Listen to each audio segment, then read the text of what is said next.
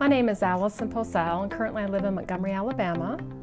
One thing people don't know about me is that I was an intensive care unit nurse in the Air Force for 12 and a half years. What attracted me to the field of working with people is just understanding that sometimes life hurts. And it was not something I wanted to do, it was something I couldn't keep from doing. Walking alongside people, helping them make sense of what's happening in their lives so life would feel better, because it's hard sometimes.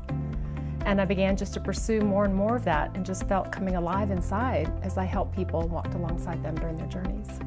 One of the families that I worked with for several years began when the student came into my office because her father said, "She's just not good enough." And as I met the student, she was absolutely wonderful and struggling with what she was experiencing in high school and some of the expectations from her parents.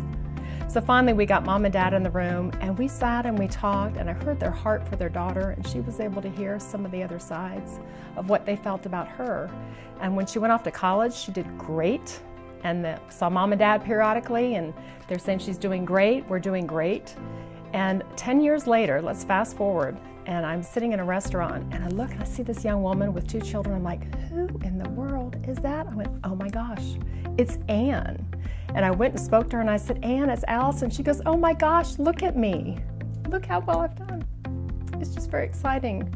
And her family picture was in social media that week, and there's mom and dad holding the children. It just doesn't get any better than that. What made me want to be a part of Homeward Bound is when I finally heard what Homeward Bound was all about. I remembered when my children were younger and in high school, we needed somebody to stand in the gap with us. We had nobody to help us with the transition.